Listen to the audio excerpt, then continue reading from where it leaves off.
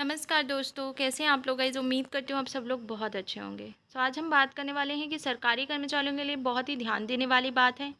8th पे commission में मोदी सरकार सीजीएचएस की जगह ला सकती है नई हेल्थ स्कीम।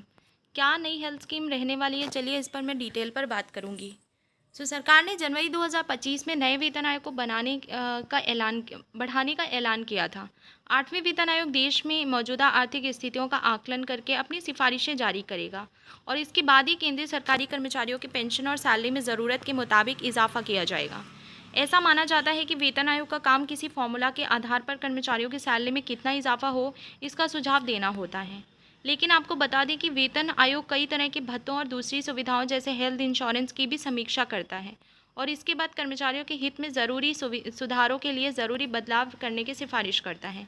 ऐसे ही कुछ सुधारों में से एक है सेंट्रल गवर्नमेंट हेल्थ स्कीम, जिसे हम सीजीएचएस, जो पिछले कई सालों से कर्मचारियों के लिए उपलब्ध है। केंद्रीय सरकारी कर्मचारियों और उनके डिपेंडेंट्स आमतौर पर सीजीएचएस में कवर होते हैं और उन्हें कॉम्प्रिहेंसिव मेडिकल केयर और संबंधित सुविधाएं मिलती हैं। सीजीएचएस क्या है?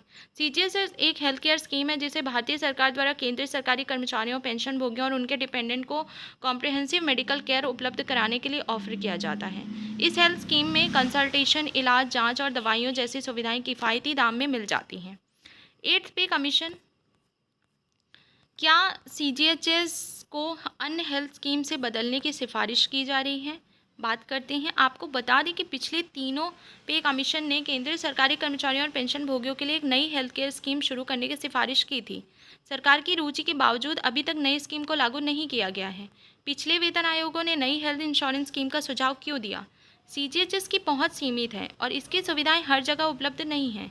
इसी कारण के चलते पिछले पे कमीशंस ने यह महसूस किया कि देश में केंद्रीय सरकारी कर्मचारियों के लिए एक कॉम्प्रिहेंसिव और प्रैक्टिकल हेल्थ केयर स्कीम की ज़रूरत है। चलिए इस बात को समझते हैं कि पिछले पे कमीशंस ने नई हेल्थ स्कीम के बारे में क्या कहा था। 6th पे कमीशन का सुझाव। छठे वेतन आयोग ने यह सिफारिश की थी कि केंद्रीय सरकारी कर्मचारियों और पेंशन भोगियों के लिए एक ऑप्शनल हेल्थ केयर स्कीम लाई जाए, जिसे कर्मचारी अपनी इच्छा मुताबिक ज्वाइन कर सकें और इसमें एक फिक्स्ड कंट्रीब्यूशन वे दे सकें। इस वेतन आयोग ने भविष्य में सभी नए कर्मचारियों के लिए इस स्कीम को अनिवार्य बनाने की भी सिफारिश की थी। पैनल ने यह भी कहा था कि यह स्कीम लागू होने के बाद रिटायर होने वाले कर्मचारियों के लिए भी मेडिकल कवर मिलना चाहिए। 7th पे कमीशन का सुझाव क्या था? 7वें वेतन आयोग ने स्पष्ट तौर पर यह कहा था कि सभी कर्मचारियों, पेंशन भोगियों और उनके परिवारों को लॉन्ग टर्म में बेहतर स्वास्थ्य सुरक्षा देने के लिए हेल्थ इंश्योरेंस सबसे बेहतर ऑप्शन है। इस पैनल ने जोर देकर यह सिफारिश की थी कि सभी केंद्रीय सरकारी कर्मचारियों और पेंशन भोगियों के लिए एक हेल्थ केयर स्कीम यानी स्वास्थ्य योजना लागू होनी चाहिए। जब तक ये स्कीम लागू होती है, कमीशन ने सीजीएचएस से बाहर पेंशन भोगियों के लिए एक ज़रूरी सुझाव दिया था। 7वें वेतन आयोग ने कहा था कि सीजीएचएस को उन हॉस्पिटल को पैनल में शामिल करना चाहिए जो पहले से सीएस मतलब एमए या ईसीएचएस के पैनल में शामिल हैं, ताकि इन पेंशन भोगियों को कैशलेस ट्रीटमेंट का फ़ायदा मिल सके। इसके लिए नज़दीकी सीजीएचएस केंद्रों की प्रशासनिक क्षमता मजबूत करनी होगी। इस कदम से लंबे समय से पेंडिंग पड़ी इन पेंशन भोगियों की शिकायतें दूर होने में मदद मिल सकती है। आपको बता दें कि केंद्रीय सरकारी कर्मचारियों के लिए है सीजेएच, जबकि ईसीएचएस के तहत सेवानिवृत्त कर्मचारियों और उनके डिपेंडेंट्स कवर होते हैं। इस स्कीम में पॉलीक्लिनिक और पैनल में शामिल अस्पतालों को हेल्थ केयर सुविधा मिलती है। फिलहाल क्या कुछ हो रहा है? जनवरी 2025 में ऐसी खबरें आई थी कि स्वास्थ्य मंत्रालय एक इंश्योरेंस बेस्ड स्कीम के साथ सीजीएचएस को रिप्लेस कर सकती है और इस प्रस्तावित स्कीम का नाम central government employees and pensioner health insurance scheme, जिसे हम central government employees and pension health insurance scheme CGEPHIS नाम हो सकता है। इस नई स्कीम को इंश्योरेंस रेगुलेटरी बॉडी IRDAI के साथ रजिस्टर्ड बीमा कंपनियों के जरिए लागू किया जा सकता है।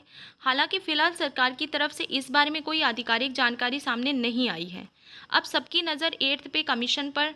अब जबकि 8वें वेतन आयोग का ऐलान हो चुका है और जल्दी प्रस्तावित आयोग अपना काम शुरू कर देगा, ये देखना दिलचस्प होगा कि नया वेतन आयोग लंबे अरसे में चले आ रहे इस मुद्दे को हल कर पाता है या नहीं। तो भाई जो इन्फॉर्मेशन निकल कर सामने आ रही थी, मैंने पूरी आप लोगों के सामने प्रेजेंट करने की पूरी कोशिश की है। एंड आई होप कि ये वीडियो आप लोग ज़्यादा से ज़्यादा लोगों तक शेयर करेंगे, जिससे कि उनको भी इस चीज़ के बारे में पता चल पाए।